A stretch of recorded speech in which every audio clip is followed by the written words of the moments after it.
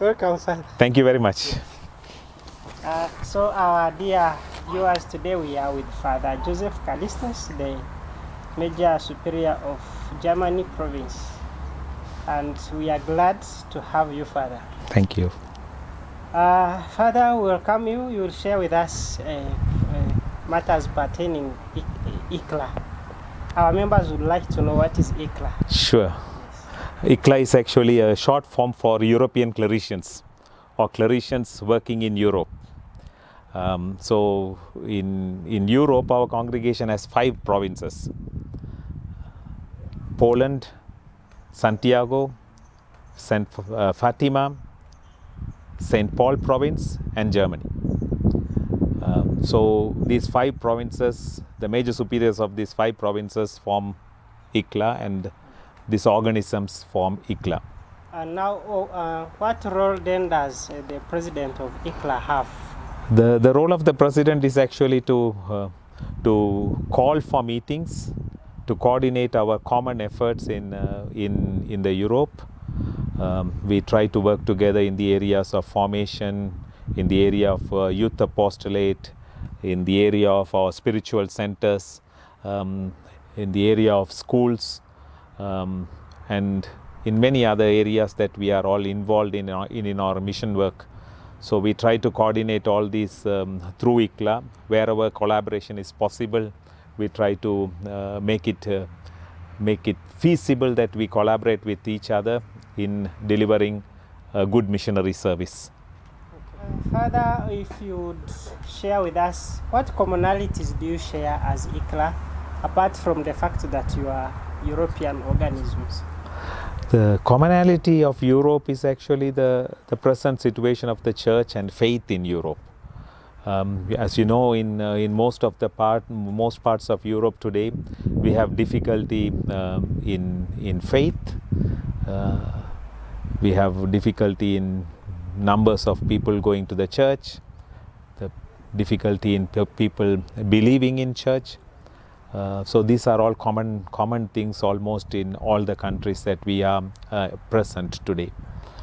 So the responses are also common naturally. Then we have to keep alive the gospel in all these countries so that people will be hearing the message of hope.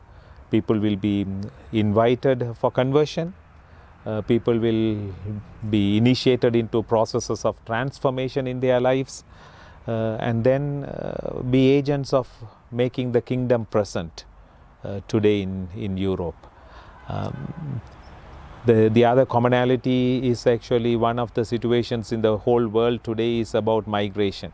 So the number of migrants who have come into Europe today is the numbers are increasing, and so we have to also see how intercultural living becomes a mission in and through all our organisms. And now, at the moment, we know that the world is witnessing the current war, which has, in one way or another, affected the whole universe. I wish to, if you have something to share, because now here we are in Africa, you are in Europe, and I am aware that there are declarations also working to help out. If you can give us any hint of maybe our involvement as declarations in terms of helping out or reaching out to these people affected by war. So when you study the world history, you will see that this last 70 years is the only period in which Europe did not have a war. But unfortunately, the war in Ukraine has brought up again this situation where the people are affected badly. The world has moved into more and more of interrelatedness in living together, in economy. But this war has affected these 2 aspects, and the war is happening in Ukraine. And then our brothers from Poland are present in Ukraine. They are actually doing a wonderful ministry among the people who are fleeing the country because of the war. This is like a transit point where they welcome the people, give them food, will give them clothing, because people come with almost nothing with them, and then they are able to transit into other European countries. We hope actually the war will not actually badly affect the people. If you can, feel free to share with us some of your joys that you have enjoyed as a Claretian.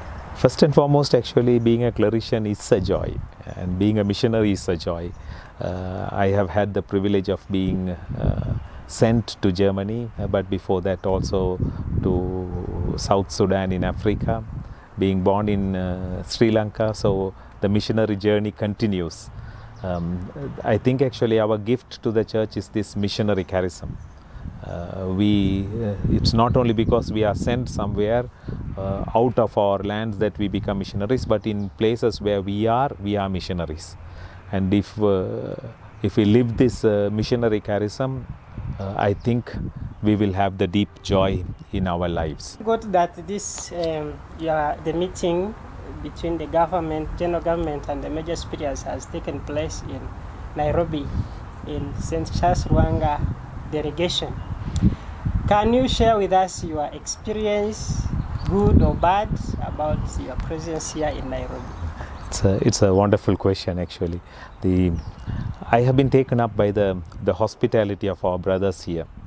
I think they speak actually for whole of Africa. This openness to receive people of other cultures, to listen to one another, to walk together with one another for the glory of God, and to create this one human family. And this is what I felt actually in these days here. We belong to the same congregation and we are brothers, and so I felt actually being a brother of all of you here in this delegation, and the amount of work that has been done and is being done by our brothers here in Africa is also something really making me thank God. I am specifically thanking God for the work of the St. Charles Lwanga delegation, for this openness to work in 3-4 countries, and also to thank God for the vocations that we are receiving. As you know, one of your members is also assigned to the province in Germany, and I am hopeful that many and more will be assigned to be missionaries in Europe. Sana, thank you for sharing with us. Asante sana. Thank you.